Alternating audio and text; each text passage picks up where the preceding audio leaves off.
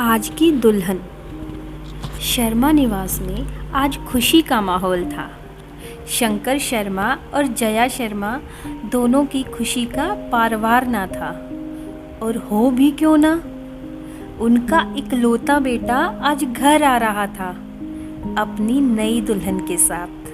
पहले तो जया जी बहुत नाराज़ हुई कि अविनाश ने शादी कर ली और अपने माँ पापा को बताना भी ज़रूरी नहीं समझा। लेकिन जब उन्हें पता चला कि अविनाश ने जिस लड़की से शादी की है वह एक अनाथ लड़की है, तो जया जी का हृदय पिघल गया। और रही सही कसर स्नेहा की प्यारी सी तस्वीर ने दूर कर दी। फिर तो शंकर जी ने बेटे को कॉल किया और दिल्ली से बुला लिया कि अब पढ़ाई छोड़ो और आकर बिजनेस में मेरा हाथ बटाओ। शर्मा निवास में घर के काम के लिए 3 स्टाफ है, जिसके साथ जया जी सुबह से लगी हुई थी। अविनाश के रूम को अच्छी तरह सजाया गया था और बेड को फूलों से डेकोर किया गया। आज सारा खाना अविनाश की पसंद का बना था। जया जी की निगाहें दरवाजे की ओर ही लगी थी। शंकर जी का ध्यान भी बार बार घड़ी की ओर ही आकर्षित हो जाता था। आखिर घड़ी में 11 बजे और घर के बाहर कार रुकने की आवाज़ आई। जया जी जल्दी से दरवाजे पर आई और दरवाजे के पास चावल से भरा हुआ कलश रखा। कार से पहले अविनाश बाहर आया और उसके पीछे से एक लड़की, जिसने टी शर्ट और लेगिंग्स पहना था। यह लड़की यकीनन स्नेहा थी। स्नेहा के कपड़े देखकर जया जी को बिल्कुल अच्छा नहीं लगा। कार रुकते ही अगल बगल से पड़ोसी भी देखने लगे थे। आखिर ये कानपुर शहर है, दिल्ली नहीं, जहाँ कोई कुछ भी पहने, कुछ भी करे, कोई ज़्यादा ध्यान नहीं देता। सारी पड़ोसनों के बीच उनकी बहू ऐसे कपड़े पहने हुए खड़ी थी। इससे जया जी को बहुत बेइज्जती महसूस हुई। आखिर मन मारकर उन्होंने बेटे बहू की आरती उतारी और फिर स्नेहा ने अपने दाहिने पैर से चावल का कलश गिराया और गृह प्रवेश किया। अविनाश और स्नेहा दोनों अपने कमरे में गए और फ्रेश होकर आए। तब तक टेबल पर खाना लग गया था। चारों एक साथ बैठकर खाना खाने लगे। स्नेहा ने फिर से टी शर्ट और लेगिंग्स ही पहना था। शंकर जी खाते खाते अविनाश से कुछ कुछ बातें कर रहे थे और जया जी का ध्यान इस ओर जा रहा था कि अविनाश कितना बदल गया है। बस अपनी बीवी की ओर ही ध्यान दे रहा है और अपने पापा की बातों का जवाब भी बस हाँ में ही दे रहा है। खाना खाने के बाद अविनाश ने स्नेहा का हाथ पकड़ा और दोनों अपने रूम में चले गए। जया जी को लगा था कि कुछ देर अविनाश उनके पास बैठेगा, पर उनके अरमान मन में ही रह गए। शंकर जी, तुम इतनी उदास क्यों हो? सुबह तक तो बहुत खुश थी। इतना सुनते ही जया जी की आंखें भर आई। शंकर जी उठकर अपनी पत्नी के पास आए और उन्हें चुप कराया। क्या हो गया? कुछ तो बोलो। वो अविनाश थोड़ी देर भी मेरे पास नहीं बैठा, बस इसलिए आंखें भर आई। बस इतनी सी बात? अरे दोनों अभी अभी तो आए हैं, थक गए होंगे। देखना शाम को तुम्हारे पास आकर कैसे बैठेगा। वैसे भी तो आज संडे है और मैं भी घर पर ही हूँ। चलो थोड़ी देर हम भी रूम में चलते हैं, क्या ख्याल है? जया जी को शर्म आ गई। आप भी ना, इस उम्र में भी आपको शरारत सूझ रही है। हाय, कसम से अब शर्माती हुई बिल्कुल नई नवेली दुल्हन लगती हैं। अब जया जी मुस्कुराने लगी। बस ऐसे ही आप खुश रहा कीजिए और बेटे बहू को भी थोड़ा स्पेस दीजिए। फिर शंकर जी रूम में आकर आराम करने चले गए और जया जी नौकर को टेबल और किचन साफ करने बोलकर टीवी देखने बैठ गई। अविनाश सीधे रात में खाना खाने के टाइम ही नीचे आया और वो भी अपनी पत्नी के साथ। 2 दिन बाद से अविनाश अपने पापा के साथ दुकान पर जाने लगा और स्नेहा भी जया जी के साथ बैठकर टीवी देखने लगी। जया जी कभी कभी उसे समझाती, बेटा अब तुम्हारी शादी हो गई है, थोड़ा सज सवर कर रहो। नई दुल्हन सजी धजी अच्छी लगती है। स्नेहा उस समय तो चुप रहकर सुन लेती, पर पहनती टी शर्ट और लेगिंग से। कितने शौक से जया जी उसके लिए कुछ सिंपल सूट और एक साड़ी खरीद कर लाई थी, पर स्नेहा ने उसे ये कहकर रख दिया था कि कहीं घूमने जाएगी तो पहन लेगी। अविनाश और स्नेहा की शादी को 2 महीने हो गए थे और दोनों शायद ही कभी घर से साथ में निकले थे। एक बार दोनों आइसक्रीम खाने रात में गए तो स्नेहा घर के कपड़ों में ही चली गई कि 9 बजे रात में क्या कपड़े चेंज करना, घर आकर तो सोना ही है। जया जी ने टोका।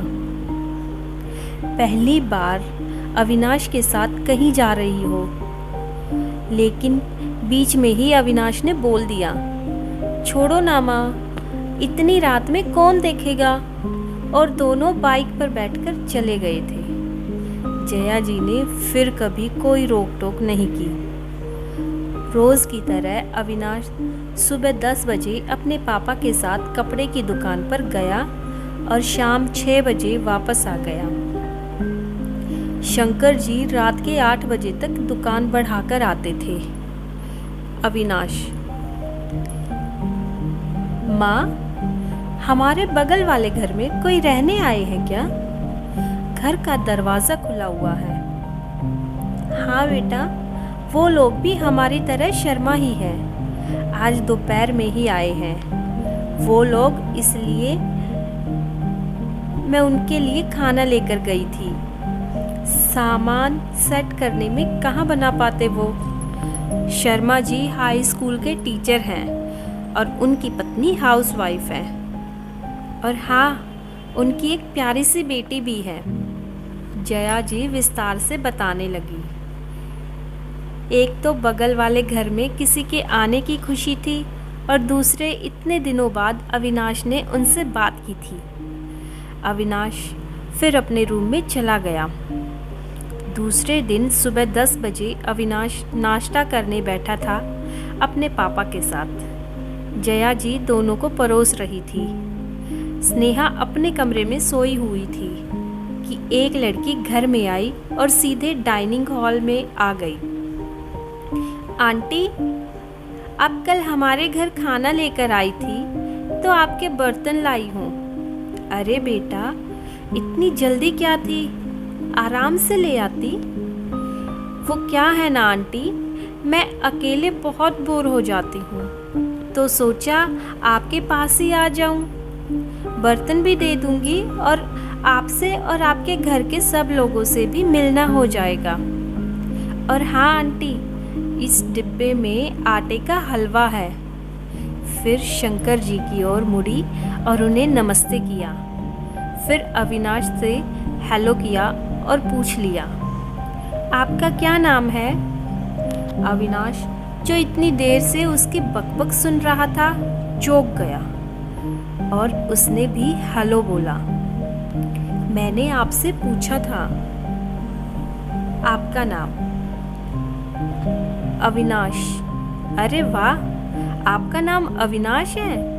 ये तो बहुत अच्छा है। पता है, दिल्ली में भी मेरे कॉलेज में अविनाश नाम का लड़का मेरा दोस्त था। और आपका क्या नाम है? मेरा नाम दिव्या है। और आप मुझे तुम बोलिए, आपसे छोटी हूँ मैं। अच्छा आंटी, अब चलती हूँ। उसके जाने के बाद माँ कितना बोलती है ये। हाँ बेटा, बोलती तो है। अभी देखना, अभी तो आई है, पर लगता है कब से हम लोगों को जानती हैं।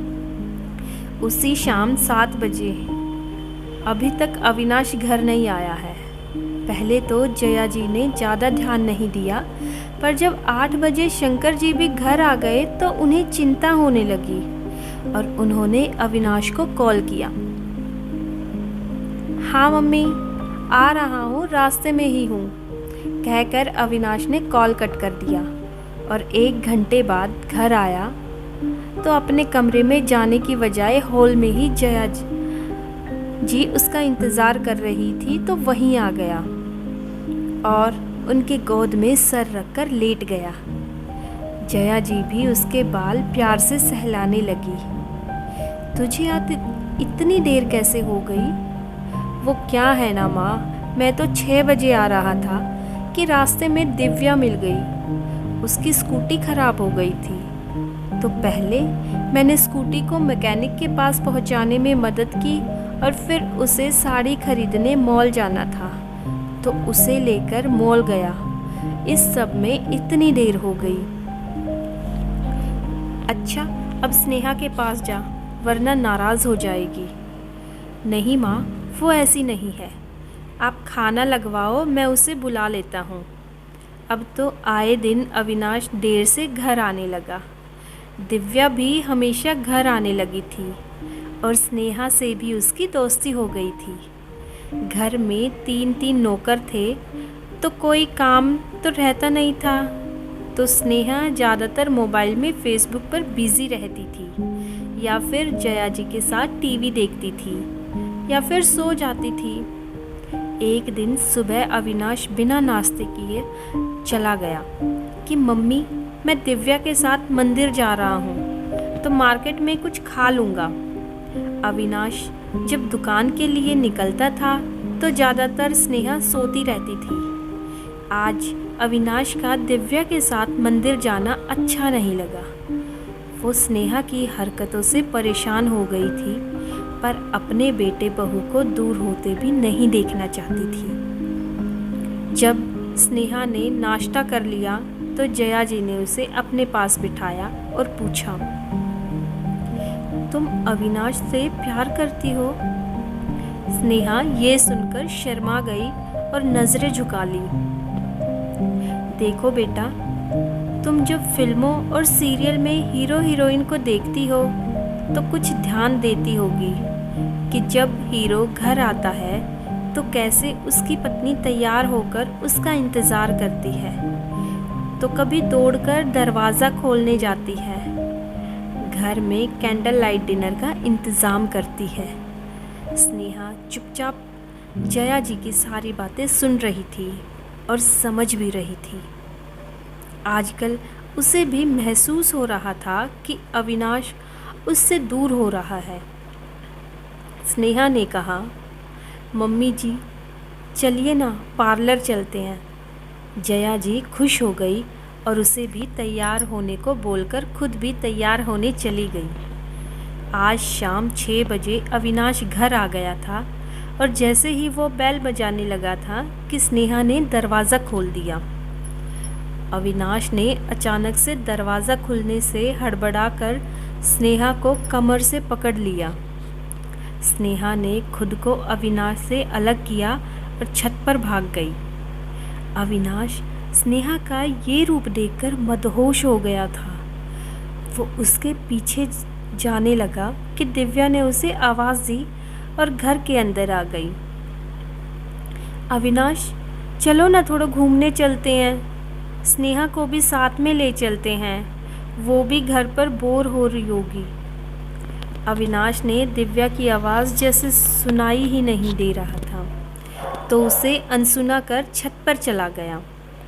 अविनाश ने अपने जूते उतारे और शर्ट को उतारकर अपने हाथ में ले लिया और कमरे के अंदर आया।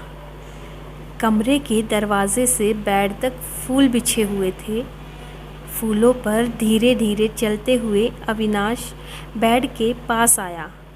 स्नेहा बिस्तर पर गुलाब की पंखुड़ियों से दिल बना रही थी। अविनाश ने पीछे से उसे बाहों में भर लिया। स्नेहा को आज अविनाश का छूना एक अलग ही एहसास दे रहा था। स्नेहा ने धीरे से कहा, छोड़िए ना, पहले नहा कर आइए। अच्छा याद दिलाया, मुझे नहाना तो है, मगर अब तो। स्नेहा, सुनिए, छोड़िए कहती रही, पर अविनाश उसे अपनी गोद में उठाकर बाथरूम में घुस गया। स्नेहा नाराज़ होते बाल सुलझा रही थी। पार्लर से तैयार होकर आई थी और आपने तो मुझे ठीक से देखा भी नहीं। अरे यार, जितना भी देखा उतने से ही मेरे होश उड़ गए। आज तुम्हें देखकर ऐसा लगा जैसे पहली बार अपनी नई दुल्हन से मिल रहा हूँ। सुनो, तुम साड़ी ही पहना करो। ना बाबा, साड़ी संभालने में बहुत मुश्किल होती है। तो होने दो, तुम साड़ी संभाल लेना और मैं तुम्हें। बोलते बोलते अविनाश स्नेहा के करीब आ गया था, इतना कि दोनों को एक दूसरे की धड़कन साफ सुनाई दे रही थी। आज सही मायने में स्नेहा अविनाश की दुल्हन बन गई थी। नीचे टीवी में गाना बज रहा था, तुम रूठी रहो मैं मनाता रहूं, कि इन अदाओं पे और प्यार आता है। सो फ्रेंड, आपको मेरी आज की कहानी अगर अच्छी लगी हो तो वीडियो को लाइक और शेयर कीजिए। अगर आपने चैनल को अभी तक सब्सक्राइब नहीं किया है तो चैनल को जाकर सब्सक्राइब ज़रूर कीजिए। Thanks for watching.